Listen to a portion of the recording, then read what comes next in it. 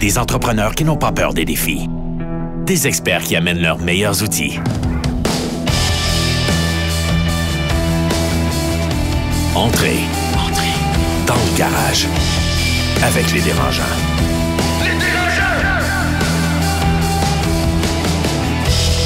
Bonjour à tous, chers auditeurs passionnés des dérangeants. Ici Étienne Crevier. Je suis très heureux de faire cet épisode hors série dans le garage sur comment devenir un employeur de choix. On se le cachera pas, on est en pénurie de main-d'œuvre et je suis accompagné de mon acolyte Noah Redler, président de Arch Innovation. Salut Noah. Salut mon Étienne. Comment ça va? Ça va pas pire et toi? Ben écoute, ça va bien, ça bouge. Et pour nous aider sur comment contrôler nos défis dans la pénurie de main-d'œuvre, l'embauche, la rétention de talent, on est allé chercher un gars qui s'y connaît, qui en a vu d'autres. On a Simon Prévost, VP Solutions Employeurs Desjardins. Salut Simon. Salut Étienne. Comment ça va? Ça va très bien. Salut Noah. Salut. Est-ce que ça bouge de ton côté?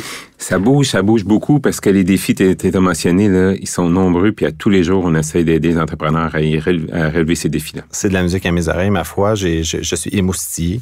Mais avant d'aller plus loin dans les enjeux, puis qu'on te pose des questions, puis qu'on te canarde, puis qu'on aille chercher tout ton jus de cerveau, qu'est-ce que tu fais exactement chez Desjardins si tu avais à résumer ça en 140 caractères? Un petit tweet vocal. Ben, moi, je m'occupe d'une équipe qui offre des solutions aux entrepreneurs pour qu'ils soient les meilleurs employeurs possibles. Puis là, les solutions, c'est vague, là.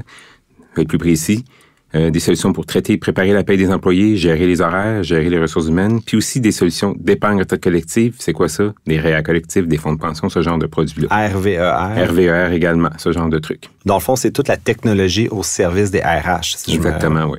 Puis dans le fond, si on rentre dans le vif du sujet à ce jour, en ce moment, on se le cachera pas, la ville de Montréal, le Québec embauche. Il n'y a pas une place. Je conduisais sur l'autoroute 15 en direction de Laval. Je voyais le Home Depot qui avait une affiche qui disait « On embauche ». Le McDonald's embauche. Tu cherches un job, il y en a partout. Toi, Noah, comment ça se passe en ce moment sur la rétention, l'embauche? J'ai vu que tu as fait une belle acquisition d'un beau talent récemment. Comment ça se passe? Ben, ce n'était pas facile. En fait, avec ma nouvelle employée, c'était une candidature spontanée. Elle avait trouvé Arch en ligne et dit, regarde, moi, j'aimerais... Elle t'a envoyé son CV out of the blue, là. Candidature spontanée. Et le timing était super bon parce que j'étais en train de me préparer un appel à candidature. Et j'ai répondu tout de suite, like, OK, entrevue demain, let's go, si je peux vous retenir. Parce que, honnêtement, personnellement, j'haïs passer à travers le processus d'embauche. C'est long, c'est pénible. Et particulièrement en ce temps-ci, ça a déjà passé pour moi à deux reprises que j'arrive au point de faire signer une offre d'emploi et on dit, regarde, j'ai eu une meilleure offre de 20 000 $ de plus que vous voulez concurrer comme ça. Like, non, je suis une petite entreprise, je vous paye ma limite. Et une semaine avant que il ou elle était supposée de rentrer, elle dit, regarde, je vais ailleurs, merci, bye-bye. Et c'est ça le problème pour moi. Like, je vois Il y a comme moins d'appétit, là, les gens ont moins faim un peu, là. C'est ça, mais je n'ai pas de problème à attirer des gens vers nous parce que notre concept, ça inspire de temps en temps des gens, mais de les retenir, de concurrer, de vraiment leur proposer un salaire qui se concure vers d'autres firmes de conseil, je demeure une petite firme de conseil. Alors, quand les grandes boîtes, les Big Four, décident de proposer un salaire à 180 000, 200 000, ouch, je fais quoi? Mais c'est super intéressant. Puis, pour rebondir, tu es une firme de consultation, tu es dans l'innovation, tu es dans la transformation vers une nouvelle économie. Simon, on fait quoi dans ce temps-là quand on veut se démarquer? Mais là, c'est clair que quand on est une petite entreprise comme chez Noah, on va pas pouvoir concurrencer sur les salaires. Donc là, il faut se creuser la tête, on va se dire comment je vais me démarquer. Alors, évidemment, sur la candidature spontanée, c'est intéressant parce qu'il y a quelque chose qui a accroché cette personne-là, qui a dit, ben là, je vais travailler là, je vais poser ma candidature. Donc, ce qu'on dit aux entrepreneurs, c'est faites votre propre marketing de recrutement. Dans le fond, qu'est-ce qui vous différencie? Qu'est-ce qui fait que vous allez attirer des gens? Et sur quoi ça repose essentiellement? C'est l'expérience employée. Alors, souvent, on va parler de l'expérience client quand on est dans le retail, là, dans le secteur du détail, mais une expérience employée, ça veut dire quoi? Ça veut dire que quand un employé rentre chez vous, il se passe quelque chose, OK, qui se passera pas ailleurs. Et c'est ça qu'il faut que vous mettiez en lumière, parce que c'est de même que vous allez les retenir. Pas juste comme ça. Évidemment, il y a d'autres choses qu'on peut faire. Je ne vais pas rentrer dans le détail de dire, bon, ça prend de l'assurance collective, ça prend un régime de pension. Là, tu peux le dire, ça l'aide. On peut le dire, ça nuit pas, parce que pas. les conditions, les gens quand même travaillent pour avoir des moyens financiers puis sécuriser leur futur également. Donc, tout ça, c'est parfait, on pourrait y revenir. Mais au départ, là, quelqu'un ne va pas poser sa candidature pour dire « Non, je vais aller travailler chez Arch parce qu'il y a un RVR ou il y a un fonds de pension où ils vont me payer un salaire à toutes les 2 semaines. » Ça excite personne. Alors, il va falloir trouver une façon d'exciter les employés à rentrer chez vous. Puis après ça, on pourra reparler comment tu fais une fois qu'ils sont rentrés pour les garder. Ça, c'est un autre enjeu.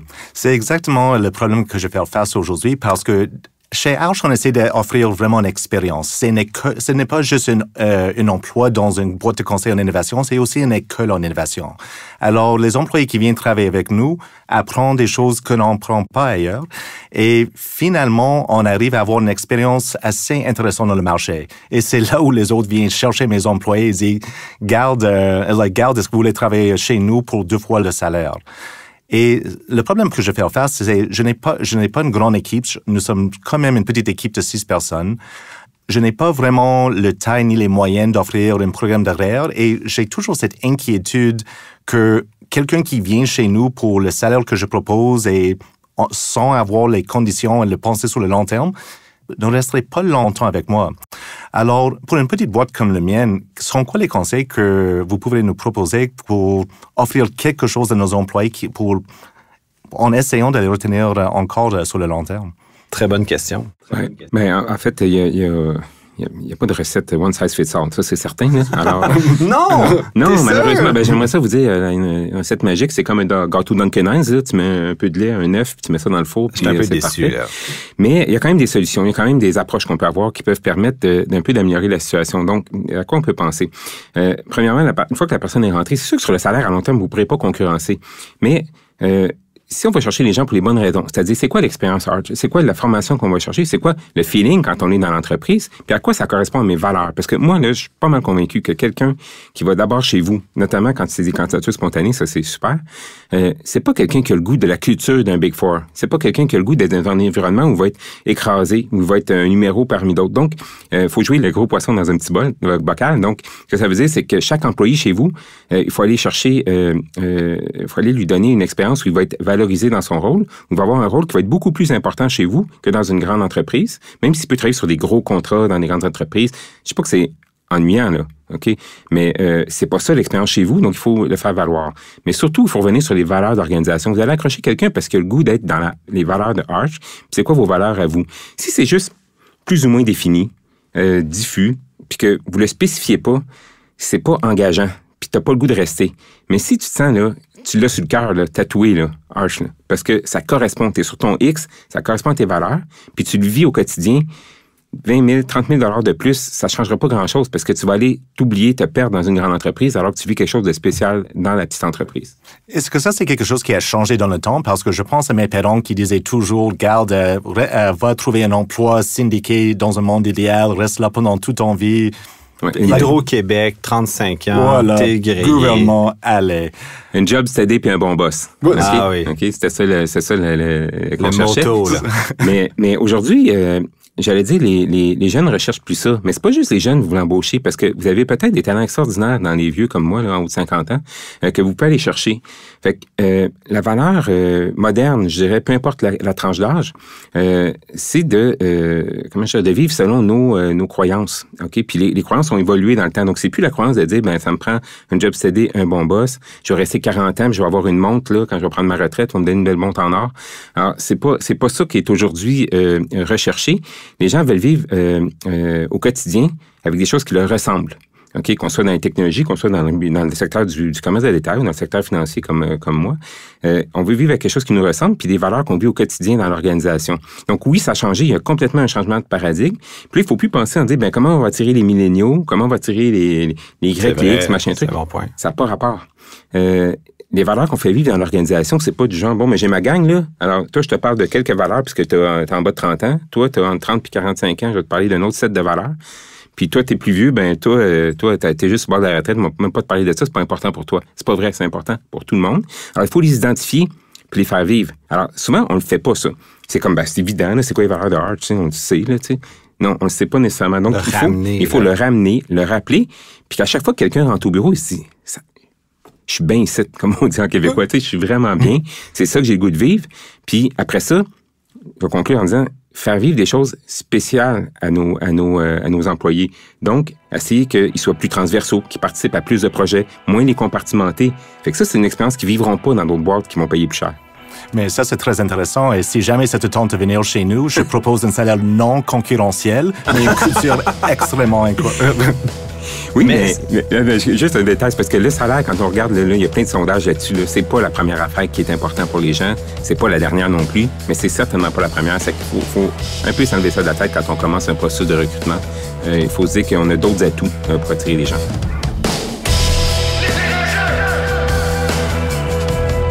Les dérangeants, dans le garage.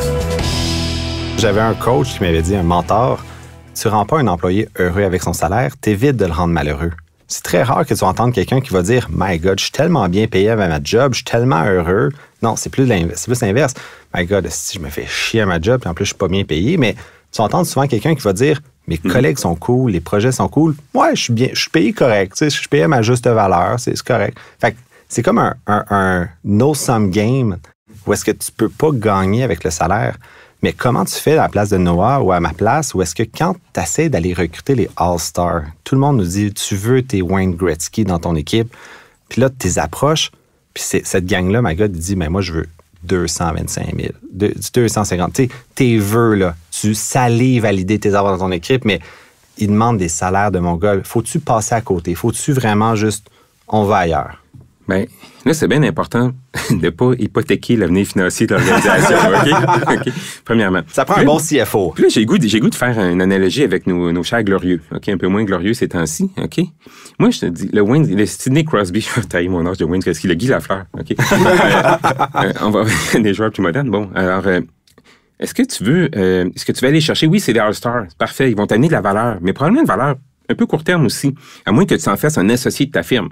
OK, puis à ce moment-là, ils vont être attachés. Puis c'est la seule façon que je verrais d'aller chercher un All-Star, de l'entrer dans l'actionnariat, d'en faire un associé. Le stock option. Puis c'est ça. Parce que là, ça va l'attacher puis ça va l'engager davantage. Mais moi, je suggère plutôt une approche différente. Prenez toute une bunch de joueurs de quatrième trio, là, puis faites-les travailler en équipe ensemble, aligner ces valeurs de l'organisation, là. Vous allez dépasser ce que vous pouvez faire avec des All-Stars, puis vous allez pouvoir vous peigner ça. Plutôt qu'une personne que tu sais pas que va-tu partir dans 1 an, va-tu partir dans 2 ans. Je pense que ça serait vraiment une meilleure stratégie. Puis honnêtement, tu sais, quand on parle d'impact social, moi je pense que Noah est très humble, mais je connais un de ses employés que personnellement, qui s'est présenté comme conseiller municipal à la mairie de Montréal. Puis quand on parle de quelqu'un qui veut faire un impact, qui veut avoir un changement, ça c'était une embauche toute targetée. Tu as été narrow. Félicitations, ma foi. Ah ben merci beaucoup. Et on parle de nouveau ou Patrice César. Ben oui, il se présente en ce moment, en fait. Alors, oui, c'est intéressant. Et avec Patrice, c'est un des employés qui est resté avec nous depuis 3 ans. Et c'est parce qu'on est une petite équipe, on travaille vraiment en collaboration étroite. Et on se connaît, je connais un peu ses ambitions de la vie. Et quand Patrice avait annoncé que, regarde, je veux me présenter dans les élections, j'ai dit, merde. Mais j'étais tellement fier de lui. Et c'est quelque chose qu'il m'avait dit, c'est que, regarde, je vais amener certaines choses que j'ai apprises chez Arch et certaines valeurs d'Arch et dans mon regard de comment je vais m'impliquer dans la communauté. Et ça m'a vraiment touché que même si Patrice, je sais que Patrice va aller et continuer à faire des choses incroyables dans la vie, même si ce n'est pas avec Arch, je sais qu'on va toujours faire partie de son histoire. Et j'aime ça dans l'idée que je sais que facilement 80% de mes employés vont éventuellement partir vers d'autres choses. Et si je peux retenir, garder une relation forte avec ces gens, si ces gens rappellent de leur expérience chez Arch comme un moment dans leur parcours, mais c'est comme des gens qui ont vécu une expérience dans l'université, ça devient nos anciennes. Et nous pouvons, moi je pense toujours que c'est important que si un employé est avec nous pendant 1 mois ou 10 ans, c'est important de garder une relation avec eux sur le long terme, parce qu'on ne sait jamais où on peut se recroiser dans la vie et comment on peut collaborer de nouveau. Et si jamais j'ai un manque d'employés, mais peut-être je peux faire appel à une ancienne Archer pour juste venir nous donner un coup de main un jour. Et ça, je trouve vraiment intéressant. En fait, je trouve ça super intéressant aussi parce que tu es en train de créer une communauté d'ambassadeurs de ton entreprise. Exact. Et ça, parce que on peut pas passer à côté du fait que quand tu demeures une petite entreprise, tu vas toujours être limité sur les moyens financiers, à moins d'avoir une stratégie de croissance, puis de vouloir grandir, puis avoir plus de moyens. Donc, quand on veut demeurer petit, parce que c'est un mode de vie, ça aussi, puis c'est super intéressant d'être dans une petite entreprise. Il y a beaucoup plus, il y a beaucoup de défis intéressants qu'on relèvera pas peut-être dans d'autres types d'entreprises. Mais créer une communauté d'ambassadeurs, ça va permettre de renouveler ton stock d'employés. Donc, tu es un peu aussi condamné à être une pépinière de gens qui vont venir apprendre et l'esprit Archer va vivre ailleurs, puis ces gens-là vont pouvoir amener des gens à vouloir travailler pour toi. Donc, ça se crée pas du jour au lendemain, mais c'est dans la durée. Mais clairement, je te vois pas comme un entrepreneur qui a pas une vision long terme. Donc, c'est une façon un peu détournée d'assurer quand même une certaine visibilité à ta firme qui va amener des gens à vouloir envoyer une candidature spontanée, par exemple. Exactement. Et je vois ça aussi que, faut que tous les entrepreneurs comprennent que chaque employé demeure un investissement. On espère que ça va bien aller, mais dès ce jour-là, on va dépenser sur cette ressource, on va investir dans la formation, dans les équipements, dans l'espace, etc. Et si ça va bien ou si ça va mal, ce n'est pas important. Qu'est-ce que vous allez faire avec cet investissement dans le long terme? Est-ce que vous allez garder un certain intérêt avec cette personne pour s'assurer que n'importe où ils sont dans le monde, on peut toujours faire appel à eux et dire, garde, peut-être vous avez décidé de ne pas rester chez nous, mais on est quand même proches. Et est-ce qu'on peut travailler ensemble aujourd'hui, collaborer? Est-ce que quand les gens parlent des services qu'on peut offrir, est-ce que vous pensez à nous? Des fois, oui. Puis cet exemple-là est vraiment puissant parce que c'était pas dans les notes, mais ça me fait penser à McKinsey, c'est dit, c'est assumé, tu restes là 2 ans, puis on te place chez un de nos clients. Puis il n'y a aucune comme amertume, aucun mauvais feeling. Les gens qui vont chez McKinsey le savent, ils se donnent, ils travaillent comme des déchaînés pendant 2 ans, mais ils ont un beau poste et ils deviennent des ambassadeurs de McKinsey qui rembauchent McKinsey par la suite. C'est vrai qu'on oublie ces modèles-là à succès. Puis ça me fait penser, en fait, ce que Noah dit, Simon.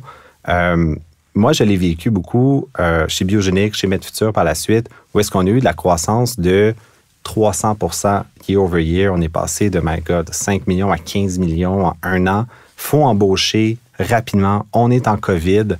Tous les employés sont à distance, surtout les programmeurs. Fait que là, tu as 80% de ton staff que, OK, il adhère aux valeurs.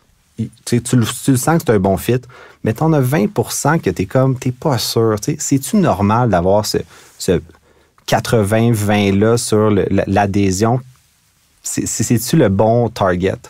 Ben, ça, c'est un fameux chiffre qu'on entend beaucoup là, en business, là, 80-20. Là, ah oui, la loi de Pareto. La loi de Pareto, mais je sais pas si c'est normal, mais moi, je vais te partager une expérience. Moi, mettons que j'ai mon équipe devant moi. Go for it. On a les valeurs des jardins à partager, OK? Moi, je suis sur mon X, là, j'adore ça. Quand je parle à ma gang, je regarde dans les yeux, là. Puis là, les gens voient qui regardent au plafond, là. OK? Ils sont pas tous là. Puis ça se peut pas que tout le monde soit là. Impossible. Mais ça veut pas dire que ils feront pas un bon travail. Tu peux pas les amener à un niveau d'engagement. Ils vont travailler, collaborer correctement, puis ils vont pouvoir être des bons contributeurs. L'enjeu que tu mentionnes par rapport au travail à distance, pandémie, machin truc, c'est que c'est assez difficile de maintenir, de créer de la cohésion d'équipe ou de la maintenir quand elle était là avant la pandémie. Quand les gens ne se sont jamais rencontrés, il n'y a pas d'occasion de faire du team building significatif. Tu sais, sur Zoom ou Teams, là, je dis, oublie ça, le team building, là, ça vire en rond assez rapidement. Donc, va falloir, pour arriver à le régler, qu'on puisse revenir à des relations humaines plus normales. Mais oui, c'est normal pour répondre à ta question. Tu ne pourras pas engager tout le monde, mais ça ne veut pas dire que ces 20%-là, ils vont nuire considérablement. Puis à un moment donné, le mouvement s'entraîne les gens. Alors, l'esprit d'équipe, les valeurs, à un moment donné, si t'es pas là, tu t'en vas ailleurs, parce que tu vas être toujours comme off, là. T'es dans le party, là, un party que t'as pas le goût d'être. Fait que tu finis par quitter, puis tu vas remplacer par des gens qui ont le goût d'être dans ton party. OK, mais là, je te rebondis là-dessus parce que c'est super intéressant. Si j'ai engagé une gang qui vraiment qui a le cœur sa main, ils croient à la mission, pourquoi je leur offrirais des REER demain matin s'ils sont là anyway pour les bonnes raisons et qu'ils n'en ont pas besoin? Quand est-ce que c'est le bon moment de venir ajouter ce véhicule-là? Bien, là, c'est là que j'ai le goût de dire, c'est pas... je pense que c'est pas nécessairement par rapport aux besoins des employés. Premièrement, tout le monde a besoin d'assurer sa sécurité financière à long terme, même si tu tripes dans ta job. C'est vrai. Premièrement. Tu as entièrement raison. Puis ça, c'est vraiment de la sécurité financière à long terme. Même d'assurance collective, c'est de la sécurité financière. Si tu n'as pas à payer le dentiste de ta poche, puis payer... ça l'aide. Ça aide. T'en payes une partie par l'assurance, mais tu payes pas tout.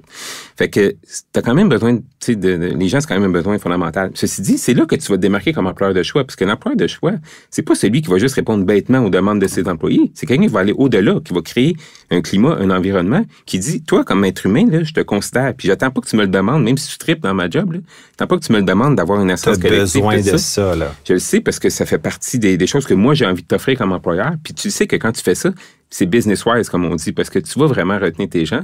Puis en plus, tes gens, quand ils n'ont pas de stress financier, là, parce que ça vient, c'est une façon de les réduire, ils sont tous là. Puis même si tu offres des salaires un peu moindres, mais tu vas compenser par quelque chose qui va être plus global dans leur santé financière que juste un salaire, bien, tu viens de sécuriser une affaire qui fait que tu as une main-d'œuvre là, qui est engagée, mais qui est moins stressée, qui va être plus innovative, créative, qui va triper davantage.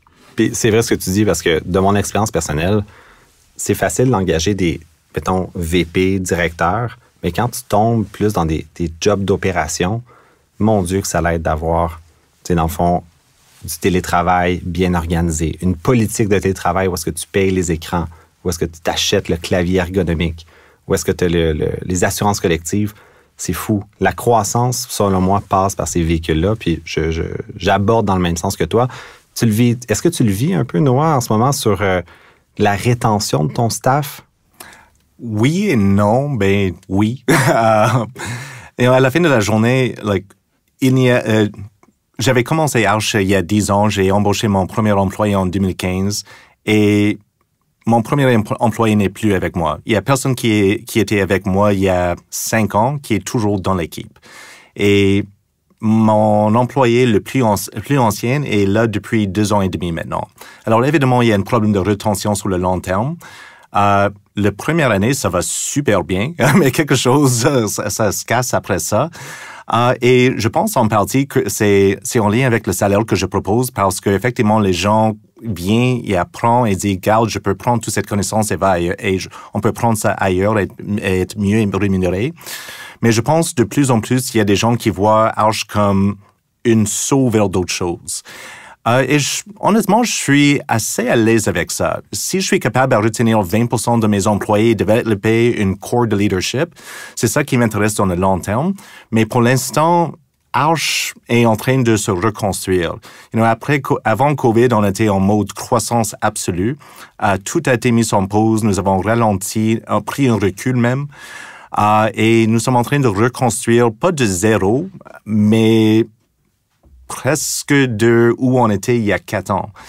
Et c'est difficile pour moi, mais là, c'est sûr que je suis beaucoup dans mes réflexions sur comment adapter ma stratégie de ressources humaines pour le futur.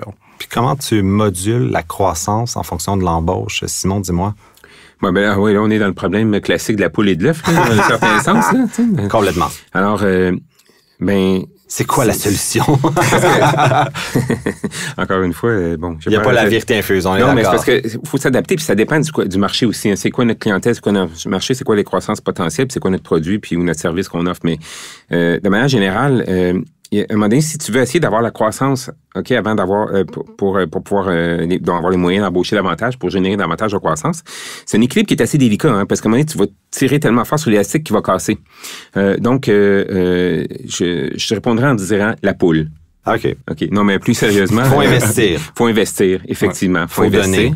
Puis là, c'est un petit down, évidemment, dans le cash flow et tout ça, pendant qu'on fait ça. Mais il faut investir parce que c'est ça qui va générer le moyen de libérer la croissance. Parce qu'avec un nombre trop restreint d'employés, on n'est pas capable de libérer la croissance de l'organisation. C'est qu'on est condamné un peu à tourner en rond et à rester petit. Donc, oui, il faut investir, mais pas n'importe comment. Puis, il faut avoir une stratégie. Il faut savoir pourquoi on engage quelqu'un, puis exactement c'est quoi les débouchés potentiels. Donc, il faut raffiner un peu notre développement d'affaires. Mon père disait toujours, c'est comme regarder un feu de foyer puis dire, si tu me fais de la chaleur, là, je vais te donner une bûche. Non, il faut que tu mettes une bûche en premier, ensuite tu as de la chaleur qui arrive. Par exemple, j'avais jamais entendu celle-là. C'est dans le livre Good to Great, mais je raffine l'expression.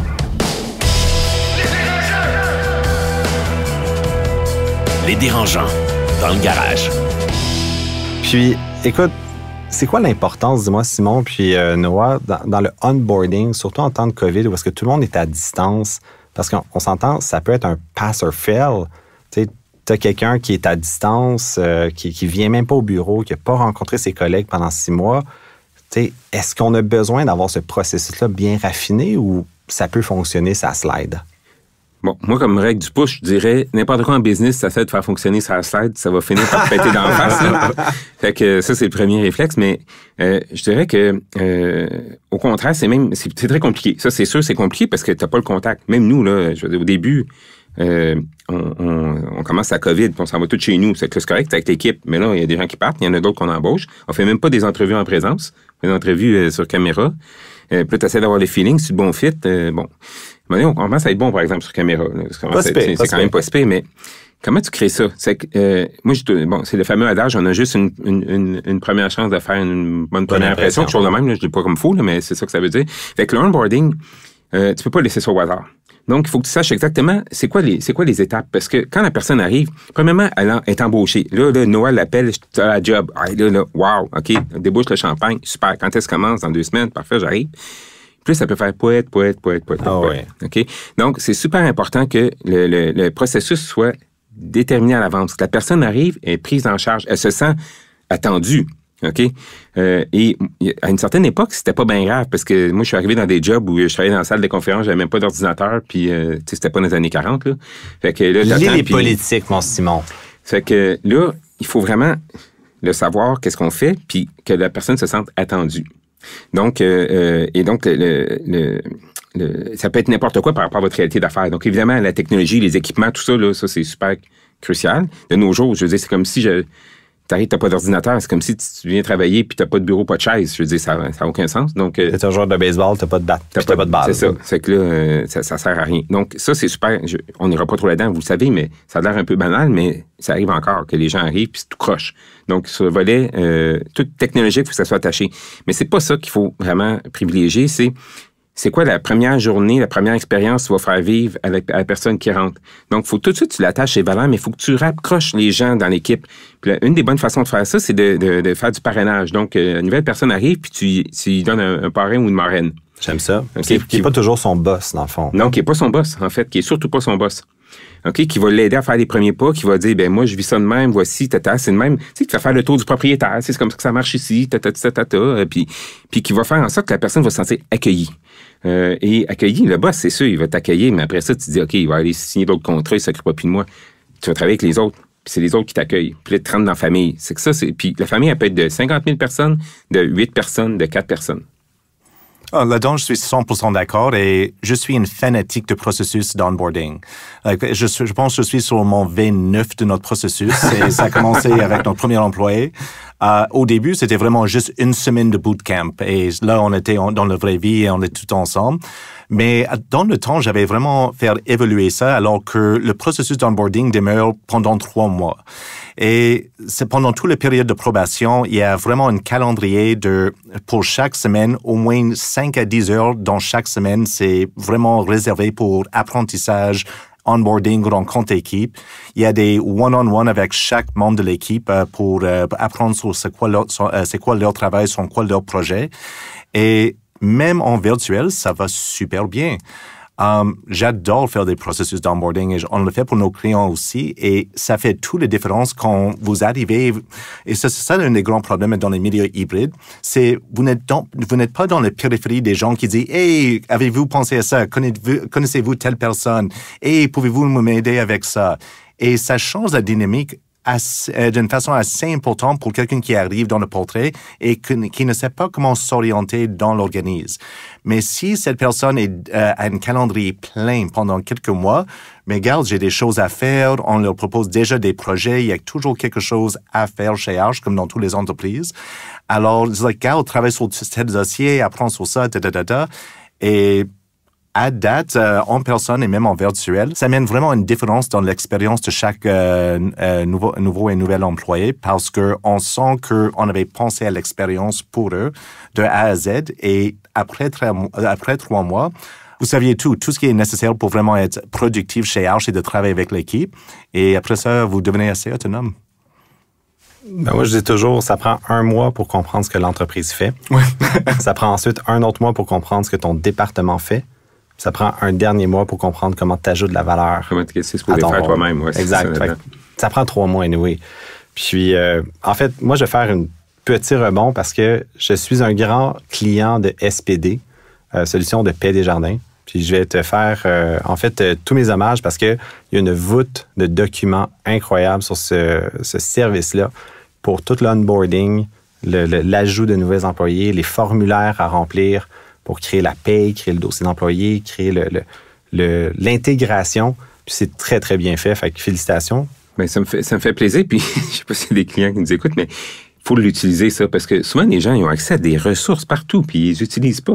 Puis pourtant, tout est là pour bien faire les choses. Alors, il faut prendre la peine d'utiliser les outils qui sont à notre disposition. Alors, merci pour le compliment. On travaille fort pour que ça soit la meilleure expérience possible, mais évidemment, ça bouge tellement vite, hein, les besoins des entrepreneurs, des employeurs.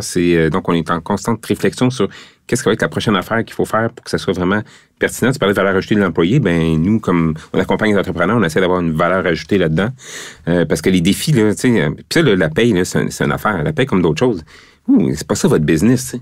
Fait que dans bien d'autres, tous ceux qui vous accompagnent, que ce soit ce genre de service-là, de paye ou d'autres services comme la comptabilité, tu vas pas devenir comptable, c'est pas ça ta spécialité. Il faut que tu donnes ça à des spécialistes. Délègue, parce que toi, il faut que tu te concentres sur c'est quoi ta valeur dans ton entreprise, puis c'est quoi la mission de ton organisation.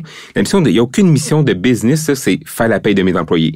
Oui, d'accord. Ça n'existe pas comme mission d'entreprise. Alors ça, c'est un processus qu'il faut absolument qu'il soit à la coche, comme on dit, mais c'est pas une mission d'entreprise. Donc, toutes les affaires qui sont pas la mission fondamentale, il faut s'organiser pour que ça roule tout seul. Ou presque, là. Puis après ça, on peut se concentrer sur le fondamental. C'est que ça vaut pour ce genre de service-là comme pour bien d'autres. Puis on va clôturer là-dessus. Que penses-tu, je vais te mettre under the spot, la Belgique l'a annoncé, il allait faire un projet pilote, la semaine de 4 jours qui s'en vient. Que penses-tu de ça? Noah aussi, je vais être curieux de t'entendre. Il y a beaucoup de discussions sur le plan économique là-dessus. Là, on va couper au montage, au pire.